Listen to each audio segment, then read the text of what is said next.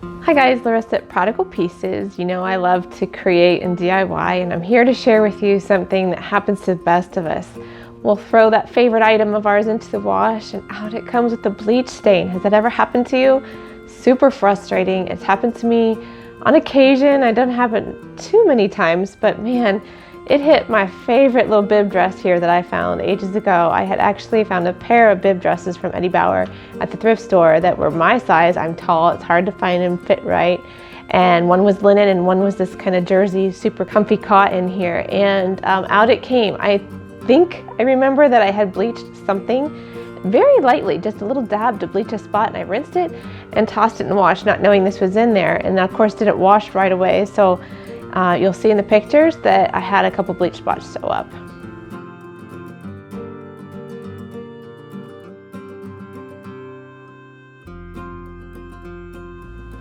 Okay, so that drove me crazy. I don't go splurging on myself very often. I do love these things because I wear them around the house, also out at times, but they're super comfy. You know how bibs are, right? So here I'm going to show you one way that you can fix these bleach stains. There are different ways I can mention, like we could do embroidery. I have an embroidery machine. I could just stick it in there. I could hand embroider. I could seriously tie-dye the rest of the item if I wanted to. I could even just hand paint, freehand paint, but maybe you're not all that crafty, or maybe you just want some tips on how to do this the easy way. So I use this tried and true method all the time. The secret to it is some freezer paper, stuff that you can find at your local grocery store, and then either a fabric paint or just a basic acrylic paint with a textile medium. What I'm going to do is zoom in, turn around the camera so you can see how I'm going to create this. Okay, you can see my stain spots here that I showed you. Not too bad, not too huge.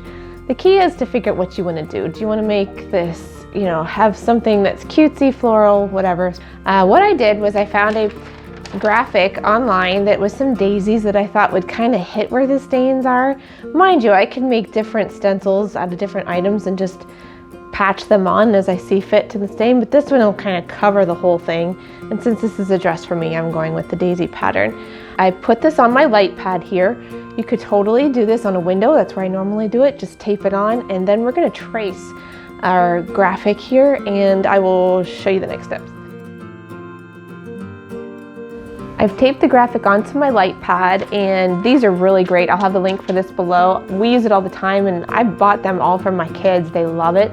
They just tap in like that, and you can adjust the lighting. That makes it super simple for tracing. So I'm going to do that real quick, and I'm really only focusing on the outline edge, any place that I might need to just cut out, but I'm not going to do the intricate details on the inside, because I can either leave that go and leave this kind of just a skeleton sketch, or I can fill that in later with some other acrylic paint that I will show you, or fabric paint, I'm sorry.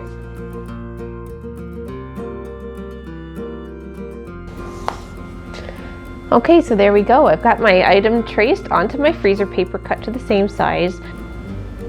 What I'm going to be doing next is using my cutting mat here and an X-Acto knife, or whatever knife or something that you'd like to choose to get this out. I like these because they really make intricate cutting easy and simple.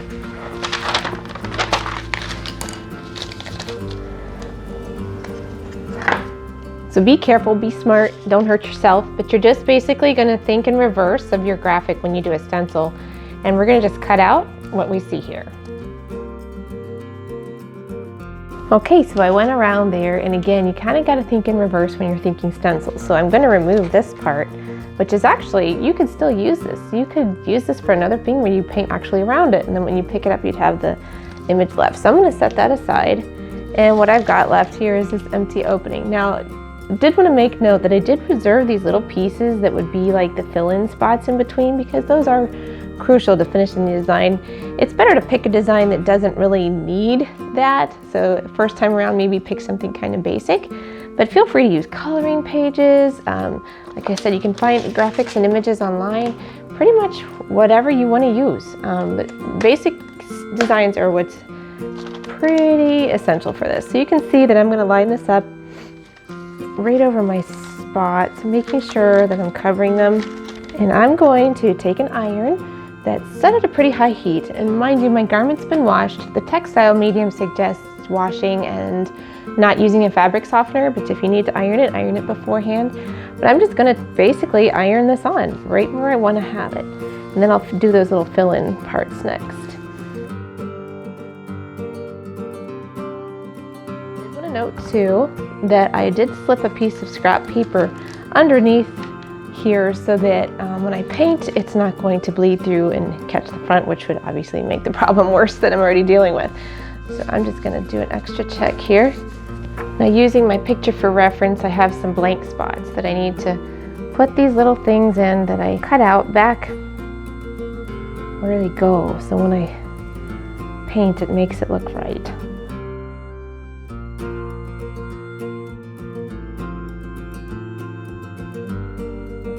Okay, so we're ready for the next step. I'm going to put a little bit of this linen colored acrylic paint in my paint tray here. And it is a 2-to-1 ratio for your acrylic paint to your textile medium. So you'd want, if you would say 2 drops of this to 1 drop of this. It just depends how much you're going to be needing, how much you're going to be using. And I'm going to be using this little foam pouncer here to get it in. I won't need a whole lot of paint, so I'm going to use about a teaspoon and then a half teaspoon of this medium here. And we're just going to mix it in. Okay. I'm going to use my scrap paper to blot off. If you've ever done stenciling, it's real good to make sure your thing's not too heavy loaded. So I want to get it nice and even, and I'm going to just fill in.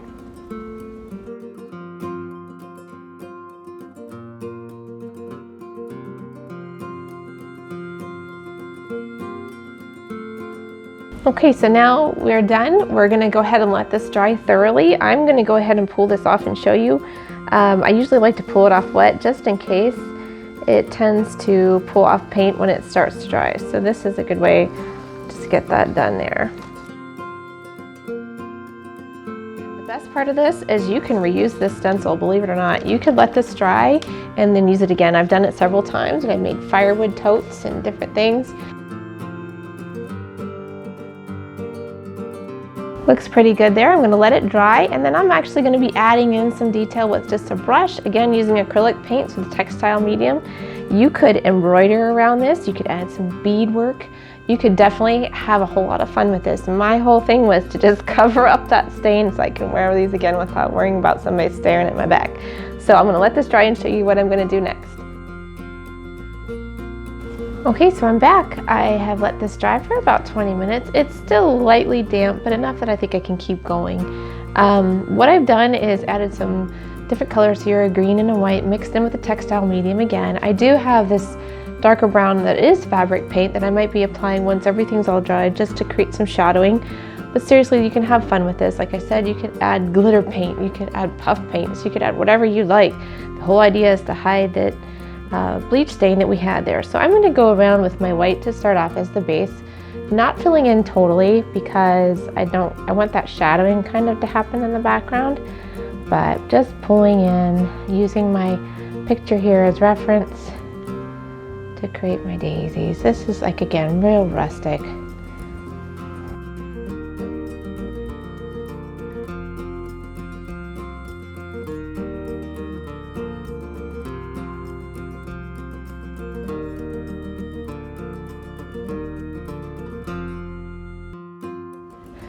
Now I'm going to add my green, just touches here and there, just a little bit since my dress is green.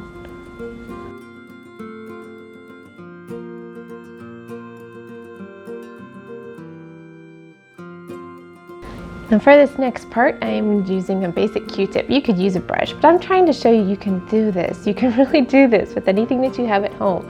I've got this golden straw color. Again, I'll have links below to the colors I used. I'm just going to dab it in, and to kind of get that daisy center effect, I'm just going to punch it.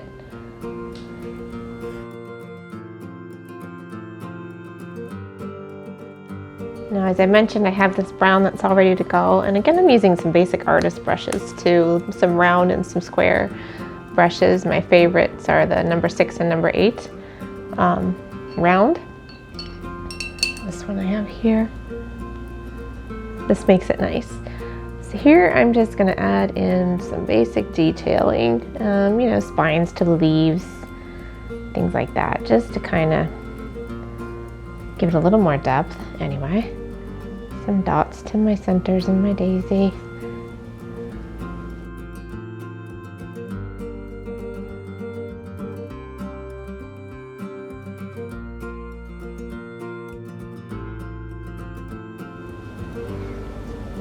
Okay, I think that's about it. I don't want to go too crazy with it. Just some simple rustic charm. What I'm going to do is let this dry completely, and what they suggest you to do is take a ironing cloth or just an old towel or piece of cotton, lay it over top and iron over it, and then you're good to go. Really good to go for washings. Can't beat this. Can't beat how easy it was. I'll do a wrap up here in a minute to show you how it looks.